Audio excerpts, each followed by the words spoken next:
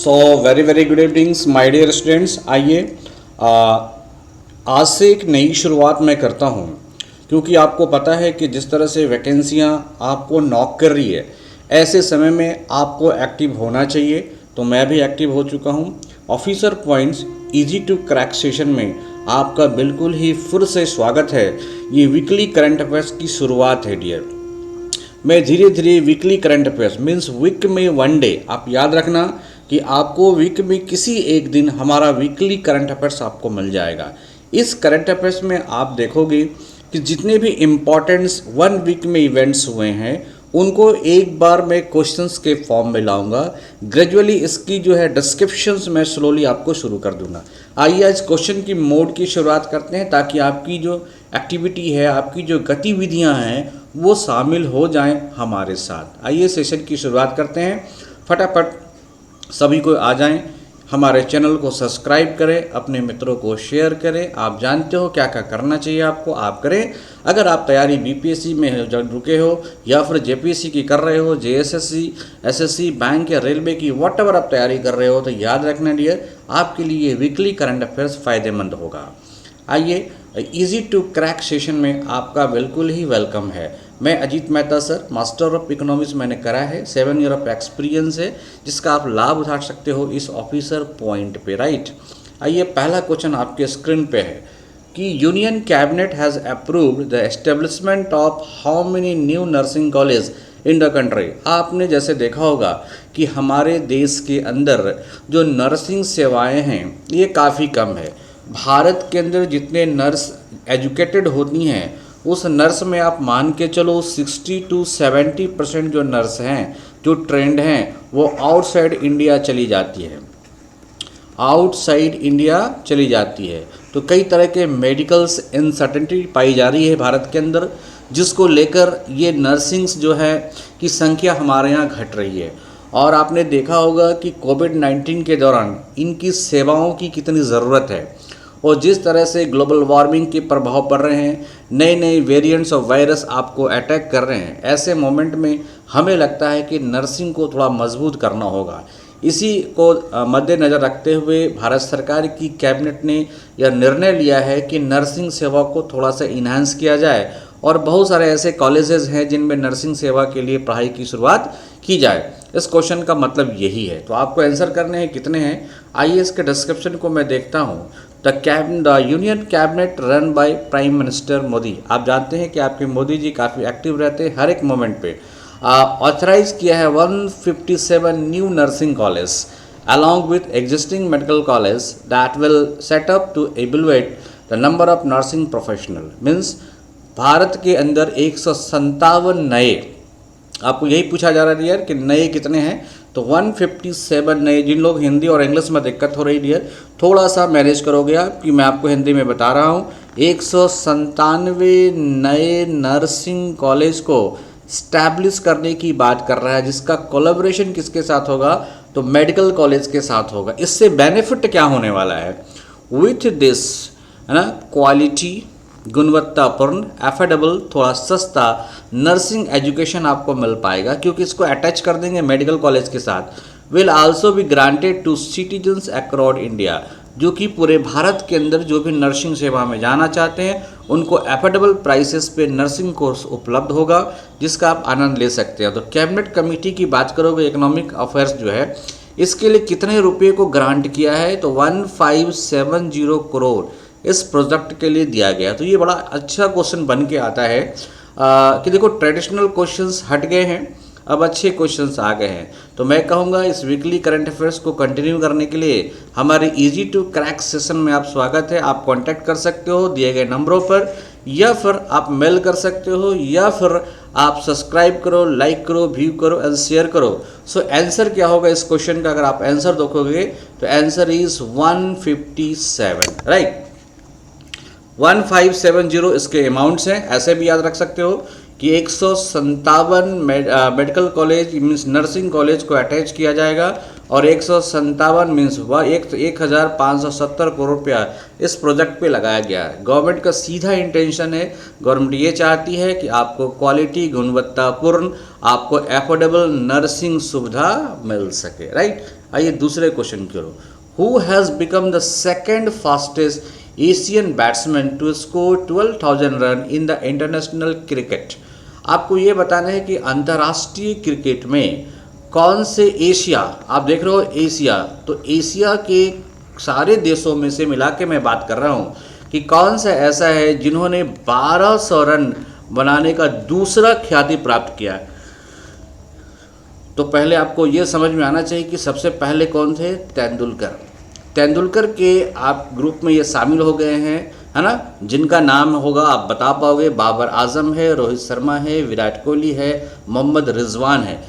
कौन 1200 रन बनाने वाले दूसरे एशिया के सबसे फास्टेस्ट, है ना, इंटरनेशनल क्रिकेटर हुए हैं। आइए इसके डिस्क्रिप्शन को देखते हैं फिर आंसर करते हैं। तो बाबर आजम आप देख रहे हो, इनका नाम क्या है, बाबर आजम। ये कई फास्टेस्ट रन बनाने में काफ़ी ये एक्टिव रहे हैं। ये एक्चुअली क्या है, ये पाकिस्तान टीम के कैप्टन से, तो यहाँ से 2 क्वेश्चन बन पाते हैं कि पाकिस्तान के क्रिकेट टीम के कैप्टन कौन है, तो बाबर आजम। ये फास्टेस्ट रन बनाने की श्रेणी में अपना नाम दर्ज करा रखे हैं। ओके, यह एशिया के सेकंड सबसे फास्टेस्ट बैट्समैन हो चुके हैं जिन्होंने कितना रन बनाया है, तो 1200 रन बनाया। किसमें, इंटरनेशनल क्रिकेट के इनिंग्स में। देखो डियर, आप आराम से पढ़ो, किसी प्रकार के घबराहट की ज़रूरत नहीं है। आप लोग जितने मैराथन्स लगाते हो ना, ये सब आपके दिमाग में आने वाली नहीं है। आराम से पढ़ो, नोट डाउन कर करके पढ़ो। बार बार मैं बाबर आजम का नाम लूँगा, आपके माइंड में सेट हो जाएगा। He achieve this feats by playing, और इन्होंने इस उपलब्धि को प्राप्त करने के लिए इसे कितनी इनिंग खेलनी पड़ी है, 277 इनिंग। एंड ओके, तब जाके ये सचिन तेंदुलकर को पीछे कर पाए हैं। ओके, और ये जावेद मियांदाद और पाकिस्तान को भी पीछे कर पाए हैं। ओके, अगर हम बात करते हैं आज के डेट में till now, stardom Virat Kohli hold the Asian record for the fastest 200 runs in the international cricket. अभी जो मैंने बात किया ना कि अभी सबसे फास्ट, देखो रन ज़्यादा तेंदुलकर ने बनाया था, बट सबसे फास्टेस्ट कौन है, तो विराट कोहली हैं। तो आपके आंसर इसमें क्या होंगे, सेकंड रैंक पे कौन है डियर, तो बाबर आजम, और फर्स्ट रैंक पे कौन है, तो विराट कोहली। एशिया के अंदर, आई होप आपको बातें समझ में आ रही होगी, आप इसे नोट डाउन करेंगे। Which US state has recognized Diwali as an official state holiday. ये बड़ा इंपॉर्टेंट है कि यूनाइटेड स्टेट्स ऑफ अमेरिका का कौन सा ऐसा आप कह सकते हो कौन सा ऐसा राज्य है जिसने दीपावली को एक ऑफिशियल हॉलीडे के रूप में डिक्लेयर किया है। मतलब विदेशों में भारत का जो फेस्टिवल है, भारतीयों का जो फेस्टिवल है, उसे उस राज्य का हॉलीडे कर देना, ये कहीं ना कहीं आपके भारतीय डोमिनेंसी को वर्ल्ड के पटल पर दिखाता है, राइट। तो आंसर क्या होगा डियर, आप देखो the US state of Pennsylvania has approved the Hindu festival of Diwali as an official state holiday. You have to mention कि आप देखोगे कि more than 2 lakhs south Asian residents reside in the Pennsylvania. Pennsylvania एक places है, एक राज्य है America के अंदर, जहाँ पे आप देखोगे कि 2 लाख से ज़्यादा साउथ एशियन रेसिडेंट्स मतलब इंडियन वहाँ निवास करते हैं, जिस कारण से उस पेनिसिल्वेनिया ने उस स्टेट फेस्टिवल का हॉलीडे नियुक्त कर दिया। किसको, तो दीपावली को। ये काफ़ी इंपॉर्टेंट है आपके लिए डियर। और आप देखोगे कि जो मोर इम्पोर्टेंट क्या है, जो वहाँ के सीनेटर हैं, सीनेटर को कहा जाता है राज्यसभा, निखिल सवाल of the north east state of the Pennsylvania made this big announcement in the tweet after the unanimous votings. तो ये जो घोषणा की गई है वोटिंग के आधार पर की गई है। तो ये गर्व की बात है भारत के लिए कि यूनाइटेड स्टेट ऑफ अमेरिका का एक राज्य जिसका नाम क्या है, पेनिसिल्वेनिया, और पेनिसिल्वेनिया के अंदर जो है आप देखोगे कि जो दीपावली है वह वहाँ का राज्य आप कह सकते हैं महोत्सव, स्टेट स्टेट हॉलीडे घोषित किया गया है। Very important. Which operation has been launch by the government to evacuate Indians from trouble torn Sudan. आपको पता है, 2 मिनट डियर, आप क्वेश्चन को मेंशन करें, 2 मिनट।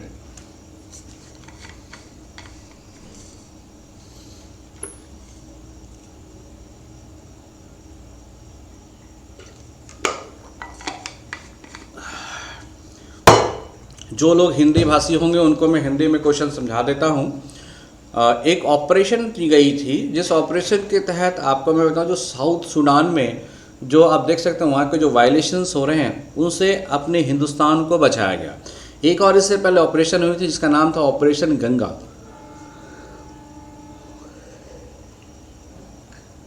इस ऑपरेशन गंगा के द्वारा आप बताओ कि जो आपके यूक्रेन से लोगों को वापस लाया गया था, सेम सूडान में जो ट्रबल्स चल रहे हैं उससे वापस लाने के लिए कौन सा ऑपरेशन चालू किया गया। बड़ा इंपॉर्टेंट क्वेश्चन है डियर, आपके एग्जामिनेशन में आना है। अगर आप बीपीएससी कर रहे हो, जेएसएससी जेपीएससी कर रहे हो, what ever railway SSC banking कर रहे हो, ये क्वेश्चन एकदम 100% आप मान के चलो, it is damn sure it will be come. तो इसको नोट डाउन कर लेना। आंसर क्या होगा डियर, एक्सप्लेनेशन देखते हैं। अप्रैल, ये इसकी शुरुआत कब हुई? अप्रैल 24, 2023 the Indian government started an important rescue operation. तो ये एक तरह का रेस्क्यू ऑपरेशन है जिसका नाम क्या है? ऑपरेशन कावेरी। इनका जो नाम रखा गया है आपके भारत की जो मदर ऑफ आप कह सकते हैं रिवर्स या गॉडेस रिवर कहा जाता है, जिसका नाम है कावेरी, उनके नाम पर रखा गया है। तो आंसर क्या होगा? Operation Kaveri.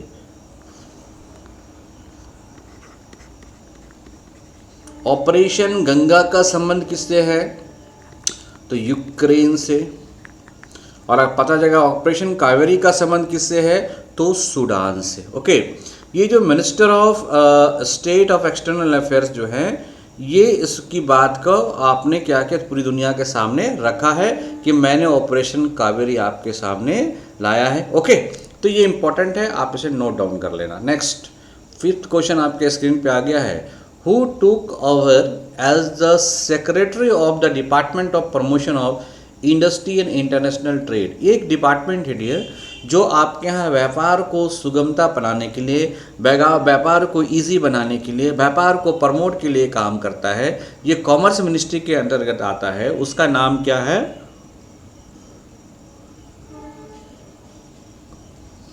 Department for promotion of industry and international trade, DPIIT। आपको बताना है इसका सेक्रेटरी किसे नियुक्त किया गया है?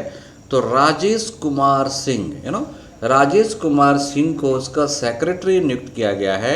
और आपको बता दें कि यह एक रिटायर्ड IAS, ये सीनियर IAS ऑफिसर हैं, इनको बनाया गया। मोस्टली जितने भी सीनियर होते हैं IAS अधिकारी होते हैं उनको यहाँ पे जरूर अपॉइंट किया जाता है।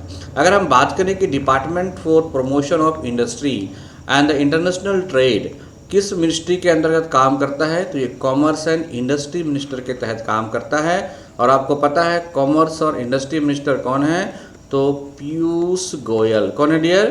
तो ये Piyush Goyal commerce and industry ministry है।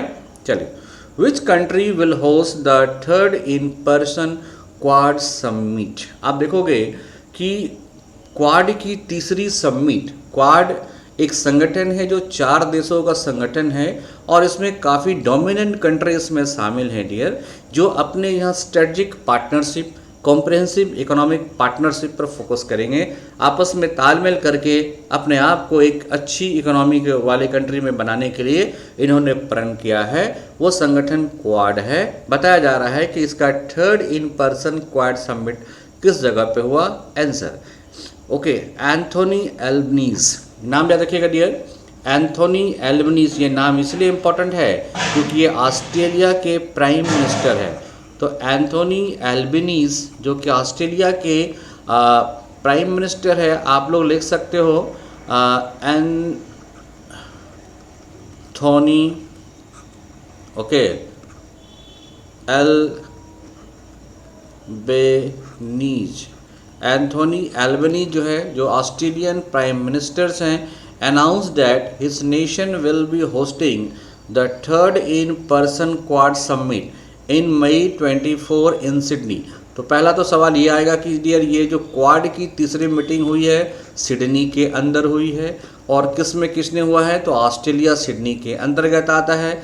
This distinguished meeting will be attend by the, इस मीटिंग में कौन कौन अटेंड हुए हैं, the US president Joe Biden, America के राष्ट्रपति, जापान के prime minister Fumio Kishida and the prime minister of the Narendra Modi भी शामिल हुए। And the Australian PM has spoken for the working closely with the various partner including the association of south east nation, जो ASEAN है, जो south east nation है, उसके साथ में मिलकर काम करने की बात कहा है।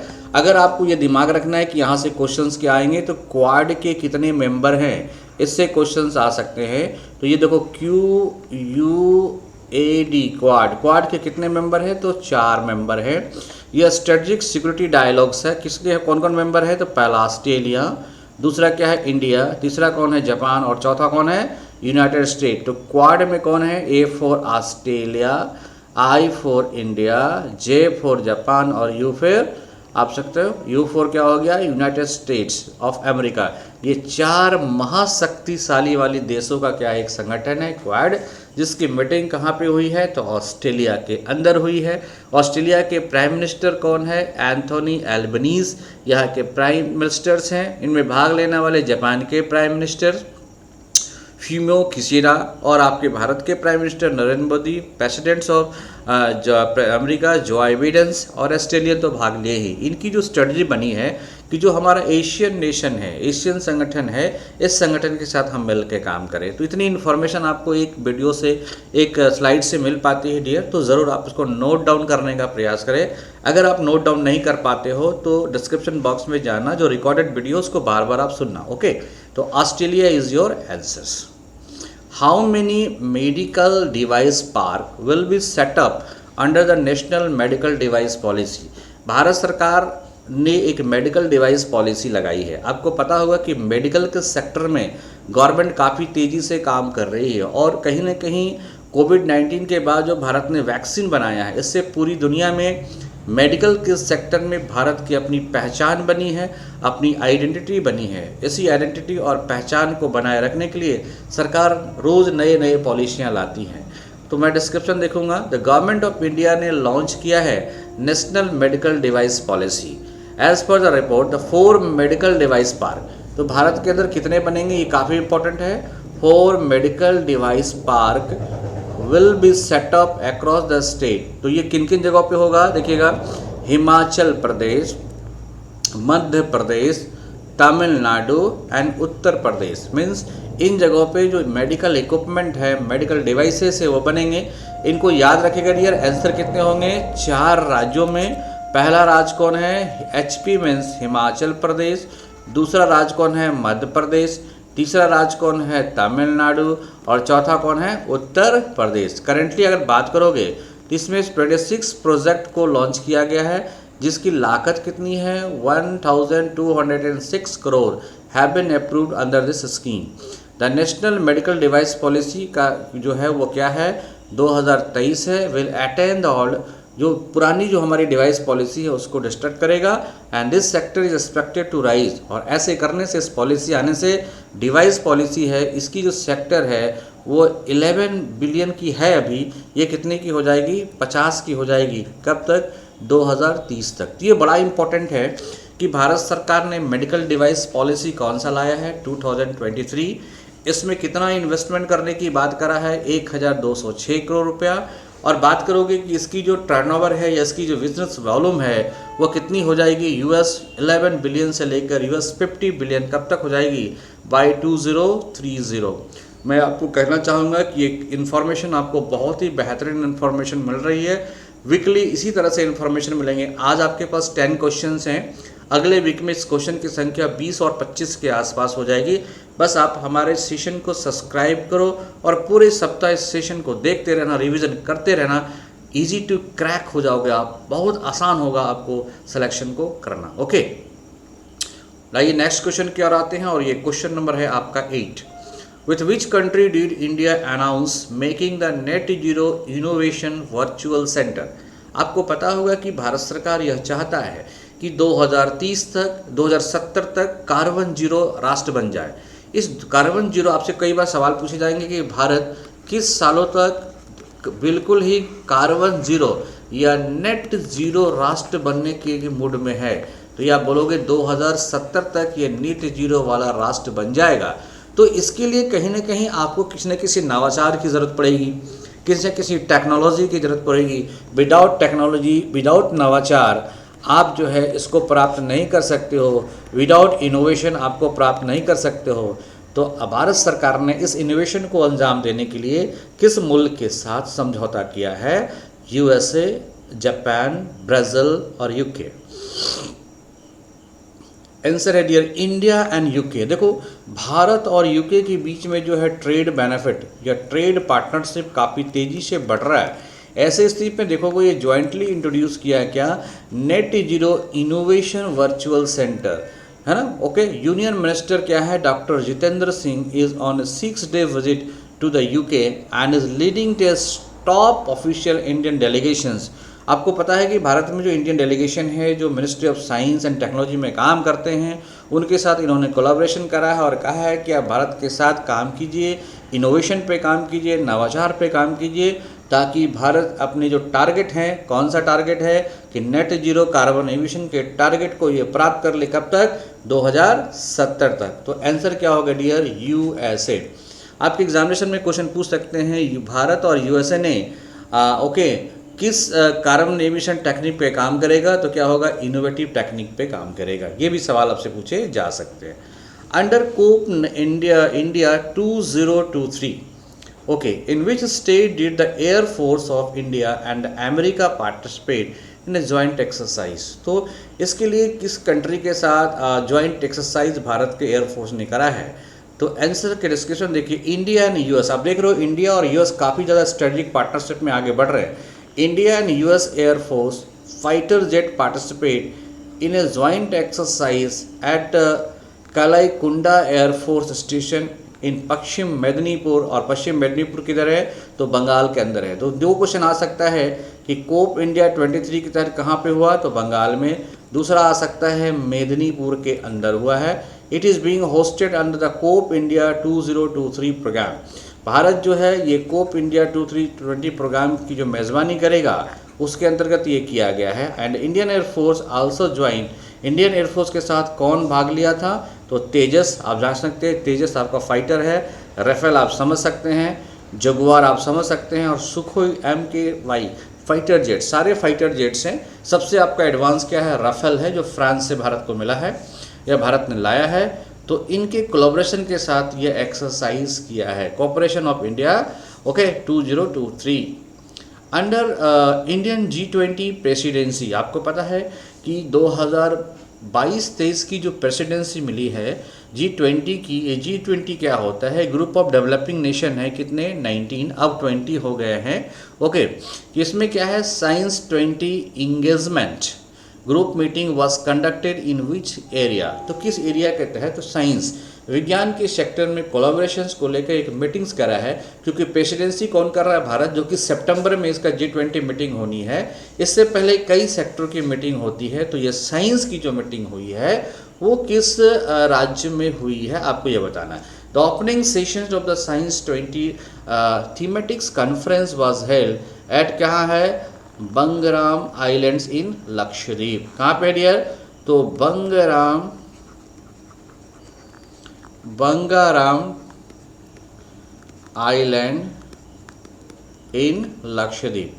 The topic was universal holistics health. इसकी टॉपिक क्या थी? Holistic health, in which India emphasise on application of traditional healing practice in modern health care system.